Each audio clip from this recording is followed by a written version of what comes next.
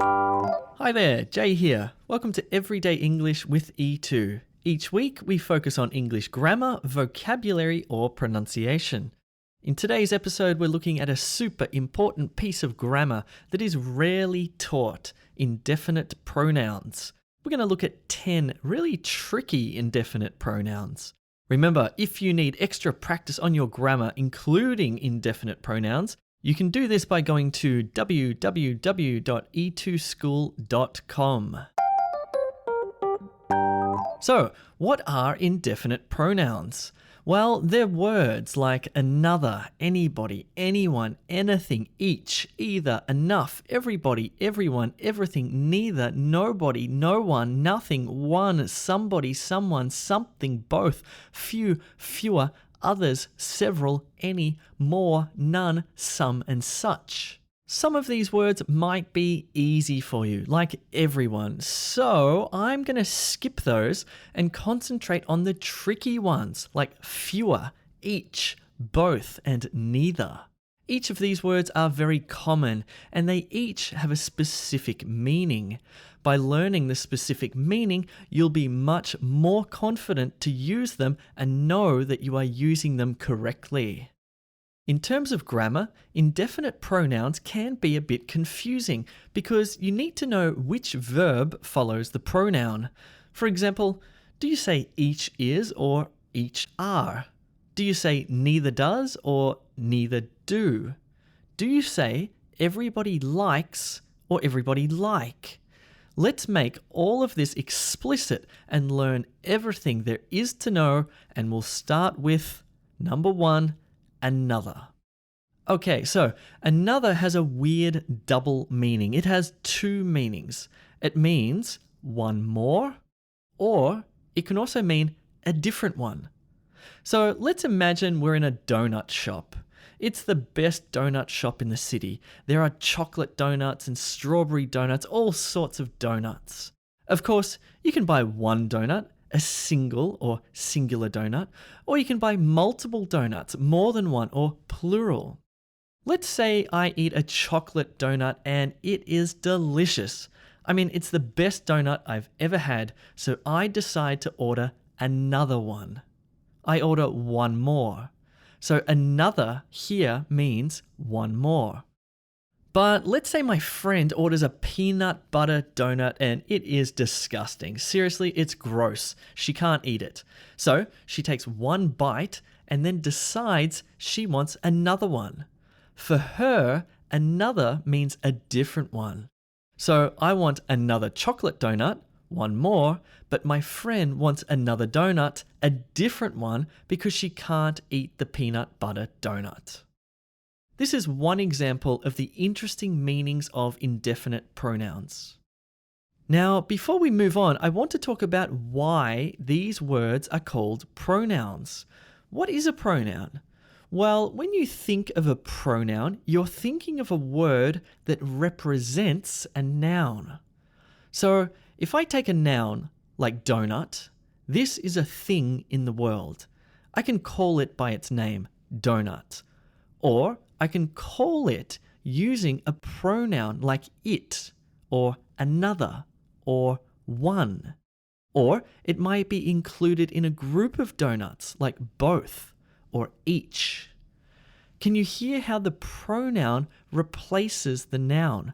We don't need to say donut, donut, donut. We have different ways to refer to the donut using pronouns. Okay, before we move to the next indefinite pronoun, let me remind you that you can find full episode transcripts at the E2 English blog, including this episode and all of our other great podcast episodes. These transcripts are great for reading along as you listen or going back for clarification. Number 2, each. Okay, each is an interesting pronoun. To understand how to use each, we need to imagine the donut shop again.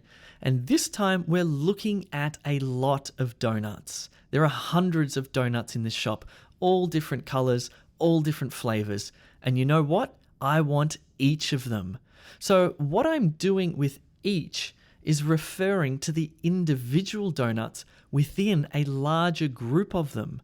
I can pick out single donuts from all of the donuts and refer to a single donut as each. So my friend asks me, "Which donut do you want?" And I say, "I'm unsure. I think I want each and every one." This means I want all of them, and I use each to refer to every single one of them. I could also say each donut looks so good. Did you hear what I said there? Each looks. Each looks. What's going on with the grammar here? Why don't I say each look? Well, when we use each, we are referring to one or singular. One looks. One thing looks. Two things look. No S. So each is singular. Therefore, we make sure we're using the verbs each is, as in each is delicious, each has, as in each has cream in it, each looks, or each seems, or each tastes, as in each looks delicious, each seems sweet, or each tastes amazing. Not all indefinite pronouns are singular though. We will meet plural pronouns later on in this episode that are different. Let's look at pronoun number 3, either. We use the word either when we don't mind which one. We don't really care. So let's say your friend brings 2 donuts to the table, a chocolate one and a strawberry one. She asks you, "Which one do you want?" And you say, "Either. I don't mind." This means that you don't care if you get the chocolate one or the strawberry one. One or the other, it's all good to you. Now, in terms of grammar, do we say either is or either are? Well, technically, you're supposed to say either is fine, but a lot of native English speakers say either are fine, so both are fine to use. Next up, we have pronoun number 4, neither. Okay, so we've looked at either, that means one or the other. Neither, on the other hand, means not this one or that one. Or, as we say, neither this one nor that one. You don't want the chocolate donut or the strawberry donut, none, zero. You want the peanut butter donut. So, if you are presented with 2 options and someone asks, "Which one do you want?" and you don't want any of them, they both look gross, then you can say neither. Neither this one nor that one. What about this weird nor word? It's a funny word. It's only ever used with the word neither. So you will hear either or, and you will also hear neither nor. In a phrase, you can say, "I want neither this donut nor that donut," which means you don't want any of the 2. Remember, if you want help with your grammar, then check out www.e2school.com. Here, you can sign up for our free grammar course for lots of practice on your laptop or your phone to help you boost your confidence. Let's look at the next indefinite pronoun. Number 5, both.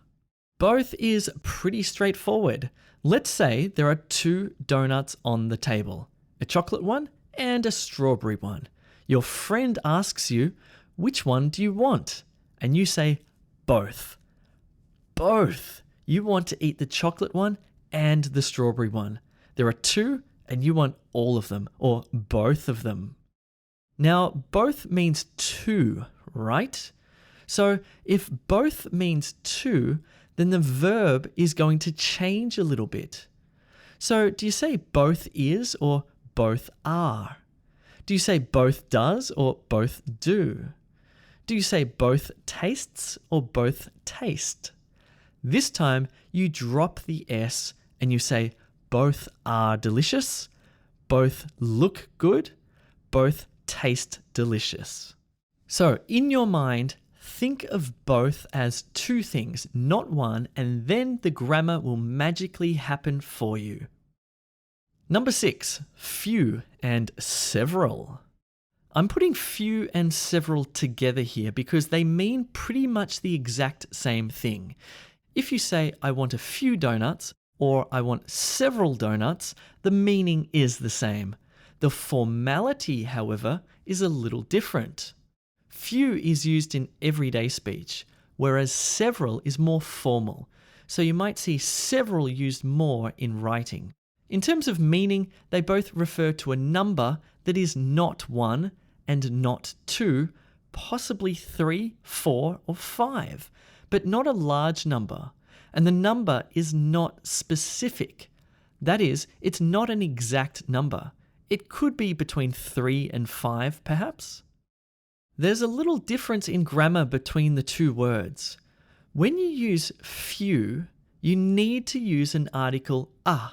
So you say, can I have a few donuts, please? Can I have a few donuts, please?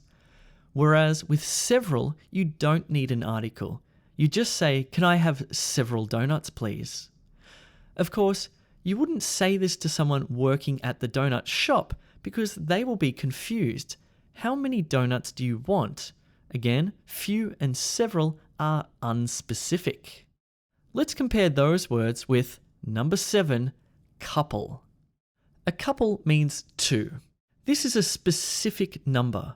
Of course, in everyday language, we think of a couple as a boyfriend and girlfriend, two people, a couple. But like all pronouns, we can use this word to refer to things as well. So I can say, can I have a couple of donuts, please? And this is specific. This means two. The donut seller will know exactly how many donuts I want. 2. Indefinite pronoun number 8, fewer. Okay, this one is interesting, and I'm sure if you understand the word fewer, you will understand it better than almost all native English speakers who often make mistakes with this word. To understand fewer, we need to understand something a bit weird about English, and that is how we make a distinction between things we can count, like 1 donut, 2 donuts, 3 donuts, and things we can't count, like water, air, or butter. You can't say 1 butter, 2 butters, 3 butters. For some reason, we think about some things as countable, able to be counted, and some things as uncountable, not able to be counted. And this is where the word fewer comes into play, and this is where it conflicts with the word less. So the rule is this: if you can count the things, you use fewer, as in, I have fewer donuts than my friend. And if you cannot count the thing, you use less, as in, I have less water than my friend. Fewer means a smaller number of, and less means a smaller amount of. That's another great way to see the difference between things you can count and things you can't count. For things you can count, think of them as numbers, 1, 2, 3. And for things you cannot count, think of them as amounts. Another way to think about countable versus uncountable is the difference between many and much. Many refers to things you can count, and much refers to stuff that you cannot count. I have many friends, 1, 2, 3, but I don't have much time to see my friends. Use many for things you can count, and much for stuff you cannot count. Fewer donuts in the shop, fewer cars on the road, fewer ideas in my head. Then you have less butter in the fridge, less water in the tap, or less homework after school. Look, to be totally honest, it doesn't matter if you say I have fewer donuts or I have less donuts. Native speakers will totally understand you because they often don't know the difference between less and fewer. But if you do use fewer and less correctly, well, it sounds really good. Indefinite pronoun number 9, any. Any is a strange little word. We use any to refer to a thing or things or stuff, and we are being non-specific about it. We don't mind. We're just curious.